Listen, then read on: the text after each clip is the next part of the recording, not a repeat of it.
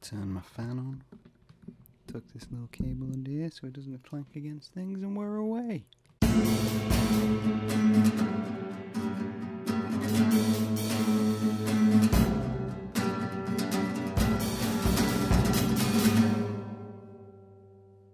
So, recent podcast, I sat down with Jim Sim. You would have seen it last week. And Jim is a lovely person. We spoke about his book, Denizen, and all the things which come accompanying with it, and composing and music, and how he lives life and how he approaches life. And it was all very interesting. But there was a topic which I touched upon, which I thought, hey, we should probably go into that.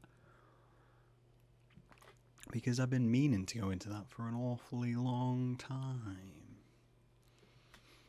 And get into how we deal with things. So I don't know how much you know about my life. Some of you may know a lot. Some of you may know very little.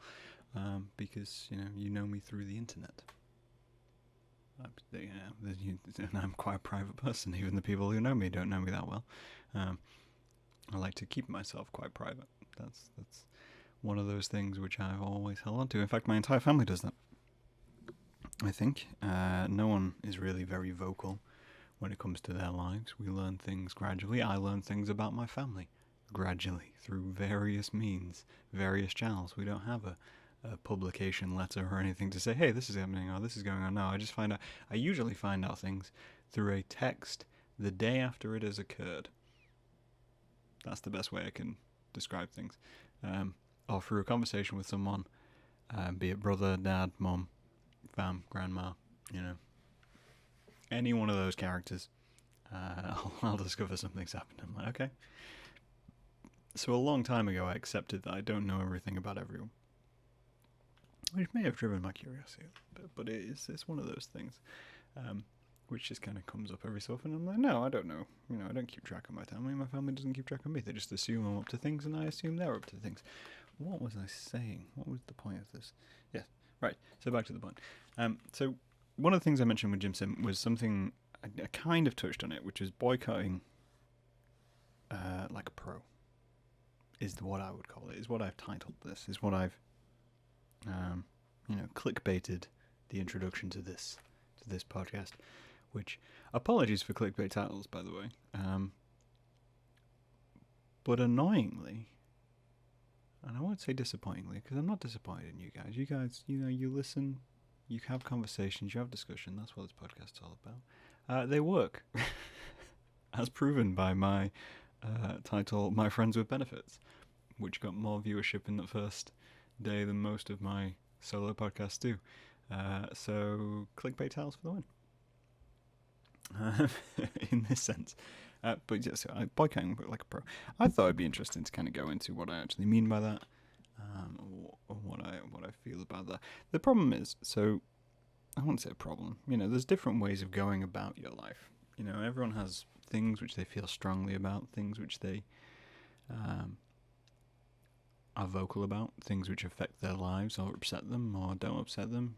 It could be praising someone which has been doing something great. It could be damning something which you feel is wrong. We're not getting on topics, right? I'm trying to pick a topic. So, we walk into that. We'll walk into that little crux of how do you express that? How do you get that out into the world? And that's hard to do nowadays, in a way, which may be a little confusing because we live in the social age, don't we? We live in the age where everything's available. Everyone has a platform. Everyone has a voice or an opinion. And that's good to an extent, unless those platforms aren't managed, aka Facebook. But everyone has a voice out there, which means it's very hard, in a sense, to get your voice actually heard, because if everyone's shouting, no one's shouting. That makes sense? It takes a lot to get something noticed in the world. You kind of keep having to pick at it if you're going to do it. I had an interesting conversation in comments today, which was essentially, so I'd shared, there's a UK law which is coming in, or they're trying to introduce, essentially related to COVID, where they want to allow unlicensed vaccines to be put out into the world. Unlicensed doesn't mean untested, by the way. I'll stipulate that. Unlicensed doesn't mean untested. They are rigorously tested. They have to be. But unlicensed means that they haven't come through the National Health Service. and those channels, the things which protect the public health. They come from private institutions which haven't paid for the licensing. That's the thing. So I shared a thing about that, and it was basically just a consultancy which you can do. In the UK, every so often they put them out, and you can send your feedback. And I sent my feedback in, and I posted on Facebook to allow people to come in, and it generated a little back and forth discussion. My main crux of it being that I don't feel like private pharmaceutical companies should be allowed to advertise unlicensed vaccines because it adds to misinformation, also adds to profiteering off medical situations, which I believe is wrong. That's my personal view. Slight diversions there. But a friend of mine said, but that was always going to happen anyway. Now, yes, there is an inevitability to bad things. This is if this is something which you can kind of even I think maybe the pandemic has opened a few views to that, but there is an inevitability to bad things. Bad things will happen, especially things which involve business and corporations and money and all those kinds of things. Exxon Valdez, which is a way throwback to times probably even before I was born. I can't remember what year it happened. I want to say 94, but it might not been 94. In fact, I'm just gonna Google Exxon Valdez. It was 89. It was the year I was born. March before I was born. Okay, so Exxon Valdez happened, which was a massive oil spill in 1989, and a lot of things kind of came on top of that, which would have indicated that was going to happen. Mainly, transporting oil in a vessel across the sea, probably going to lead to eventually there's going to be an oil spill. So bad things will happen. But my view of life has always been, I would rather get stabbed and try to stop myself than getting stabbed than just let myself get stabbed. If that makes sense. That's probably the most blunt way I can put it. Like, if you're going to get hit by a car, right? You're going to get hit by a car. It's a bad thing. It's going to happen. Do you lay there or stand there and say, well, I'm going to get hit by a car, so I may as well do nothing to avoid it? Or, logically, do you walk on pavements because you're less likely to get hit by a car on a pavement? Do you look both ways when you cross the street? Because then you can look for cars and see the bad things coming. If a car mounts the pavement and is heading towards you, do you let it hit you, or do you try to get out of the way? Do you push other people out of the way? Do you scream and attract attention to what is going on? Those are all little step marks, and obviously those are extreme examples, but when it comes to large global nuclear things, I think it's better to push back, even if you know it's inevitable. Even if you know the world is doomed, why not push back a little? Because then, if you push back, not only does it give you peace of mind, right? You tried. Then there's a lot to be said for trying. We'll get onto that. You tried. But it draws attention to it, that it was not something which should have happened. It draws attention to that factor to say, hey, why were people against this? Why were 20 years down the line when Brexit occurred and we're out of the EU, very UK example, and then all the bets have been settled and the money's gone where it's gone, and we've probably got a Conservative government again because it's 20 years down the line and these things go in a cycle. When that's happened, people question, well, why was there so much aggravation against it? And you'd be like, well, people pushed back against it, and it forces people to look at why they pushed back. It draws more attention when someone tries to push back, when someone's, rather than just letting things flow on, you just push back a little. It doesn't even have to be a big push. You might not even be capable of a big pushback. We know we're not. We know we're fucking minions in the grand scheme. It's kind of very, very tinfoil hat right now. We know we're pawns. Doesn't mean we have to be quiet about being pawns, though, does it? That's always been my view. But we've gotten slightly off topic. So back to my point. Boycotting like a pro. So, as I was saying, the whole social media spectrum and getting your voice heard and getting important issues heard is quite hard. And I relate that very similarly to these big issues. So when it comes to small issues and you want people to understand that, I don't see a value in myself, because I'm not in a position to project my views into the world, exposing people to my views in a blunt force manner. I'm not a very blunt force person. I'm more of like a wear you down over 2 weeks kind of person, right? I'm more of a Grand Canyon kind of person than an explosion kind of person. And that's essentially a lot of how I live life. You know, I'm very patient. I like to be patient, and I think you leave a bigger impact by trickling through the desert than exploding within the desert. Because if you explode something in the desert, people try to fill it in. But if you trickle, people just accept it, and eventually you're a national monument. I've gone very metaphor. Living the world. I'm making myself seem very pious right now, and I don't mean to. Obviously, there are times when you need to make a stand. There are times when things are getting to a tipping point, and you need to scream and shout and all those kinds of things. But back to my point. I feel sorry for people. I feel sorry for you guys. You listen to me ramble in such an incoherent manner every week. But I am getting to my point. Honestly, I am. So what does boycotting like a pro mean? Well, so I think a lot of it came down to a few years ago. I mean, I've boycotted things before. You know, big things which you decide, okay, well, I'm just never going to buy from that place again. And it's usually triggered by something quite substantial. You know, I can't think of an example. Something gets revealed about one thing or another.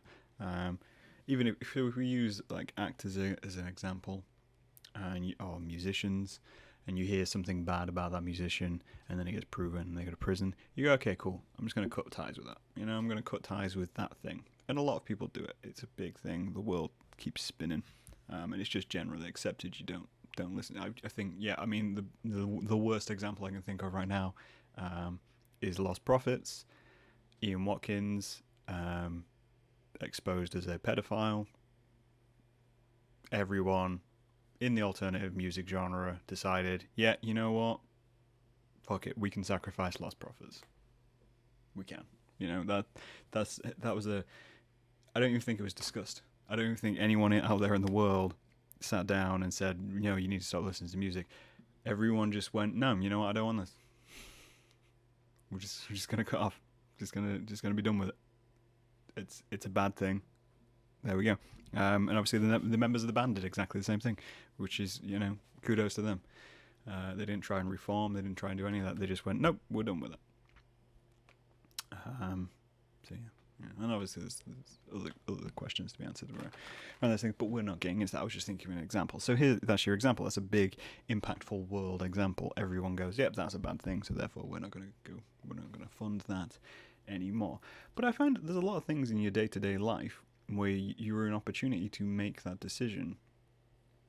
You know, in the products you buy, the places you go, the people you speak to. You know, you might know a person, you think that person's a bad person. And how you approach that, I think, becomes very significant, because the way we're told to use social media and the way we're told to use communication is to shout it, you know, regardless of the scale of the thing which is impacting, regardless if it's just, you know, a local thing or a national thing. We are told if you see something bad, you shout and scream about it, which, as I said, there is times for that. But when you make every single argument about anything a scream and shout opportunity, it loses its worth, and people aren't convinced. So, being a private person as well, I'm not really comfortable with that. You know, the reasons I do things, I don't feel like I should force on anybody else, so I don't. I support the things which I feel strongly about. I shout when I think there is necessary to shout, like I recently did with the BLM video, which were, instead of live stream for that day, I just cut off. You know, we have things in life when we do that, but every single incident in the world is not a scream and shout matter, in my opinion, as it goes. I think you can generate a lot more damage by doing things quiet, in that sense, which is what I'm about to get into. So a few things in my life, which I do, and I'm trying harder to do from day to day. You know, so first off is purchasing power, right? First is, I think, this is the most simple example I can give, and I think most of my examples within my silent boycotting, as I call it, is purchasing power. You know, I don't shout about what I buy. I just don't think it's really necessary to. I don't, get out there and go, no, don't buy this. Well, I bought this because of this, this, and this. No, I just carry on. I just live my life, and I buy things based on what I think and what I believe. And I think that has a lot of power. And if you don't scream and shout about it, it leads people to ask more questions about it. When someone comes to you and they say, hey, why did you buy this product? Why did you buy this one over this one? That's when they're most engaged. That's when they're most wanting to listen. That's when people, care about what you have to say. That's when, you can get round things and say, hey, well, okay, so, this is why. This is the X, Y, and Z of why I do this. And it invites people. It invites people to have that conversation. And if you invite people to have that conversation through, privacy, you'll have more effect. When it comes to, especially to smaller issues and smaller issues of life. An example I'd give is there's a few businesses in town, and I won't name names, because, slander, which I don't agree with how they work. And they are local businesses, they're not large organisations. I don't agree with some of the comments they make. I don't agree with some of the products they sell. I don't agree with just how they run their business. So I just don't shop at there. And it's silent. And obviously, you're thinking, oh, Graham, you're one customer. You're one customer in thousands. That's not going to make a fucking difference. They're not going to care that Graham doesn't go to that shop. No, they're not going to care. And that's kind of the point. I don't go to that shop. But when a friend asks me, hey, do you want to go here? And I say no, I don't shop there. Suddenly they're engaged. Suddenly there is an curiosity to go, oh, well, why don't you shop there? And then that spreads. It's kind of like Inception. It's a worse analogy. You're incepting ideas into the world to say, hey, well, no, if one person changes their actions, if one person changes how they approach something, then that has a knock-on effect to more and more people, regardless of whether you want to or not. Why don't you shop at this store? Well, I don't agree with them, on this and the other. On the face of it, in terms of the wider world, probably not that big a deal. But I don't agree with this, therefore I don't shop there. And that's boycotting like a pro. That's making a small impact in with the intention of causing ripples to a wider impact. And as that goes on, then less and less people use that store. And less people shop there, and less people buy that product.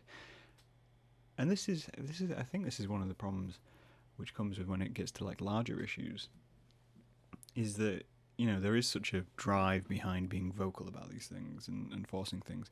But I've always been a person who's, you have to let people make their own decisions. You have to have them in the right frame of mind, especially if you want to make a lasting impact, to be able to accept information.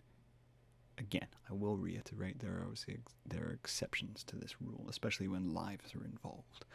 But when it comes to like your day-to-day life, people don't respond to being yelled at. People respond to casual information. As bad as it sounds, they do. Casual information, which then they take on board, and this is essentially how the right and everything like that spreads their information. What's more impactful to someone who has developed racist ideals is their friend saying, oh, hey, did you hear about this, that, and the other from such and such? That's way more impactful than them going, oh, here's an article about how all these things. They're not gonna listen, because it's someone they know, someone they trust, and it just casually feeds in. And I try not to push too many of my ideas. That's why when I kind of sit on the podcast and I talk to you guys, I don't tend to touch massively political subjects. I touch more human life subjects, more rounded subjects, because you guys haven't asked me to talk about it, so I don't talk about it. Because that's not what you want to hear. It's the simplest way. I boycott my own I imagine there's people who don't watch my podcast for one reason or another. They're silently boycotting. I don't know. There's a few things in my life like this where I, all I'm really doing is giving myself peace of mind, and that may be hugely selfish because I'm not spreading the information out in a major way. It could be hugely selfish, and it may be, but I'm doing it for me, for my own peace of mind, to say, hey, I'm pushing back. I'm pushing back where I can. I don't have much impact in the world, but I have more impact when I push back. I think that's a way to look at things when you consider life as a general, You should always try and push back a little bit. Because even then you can think it's a small sentiment to say, that's not for me. But it can have a major impact, especially on someone who's absolutely steamrolling. And I think that's the balance of it. I think when you fire on fire, it doesn't have as much impact as someone saying, oh, hey, no, someone pushing you out a doorway, hurrying you out. Are you going to just let them, or are you going to push back?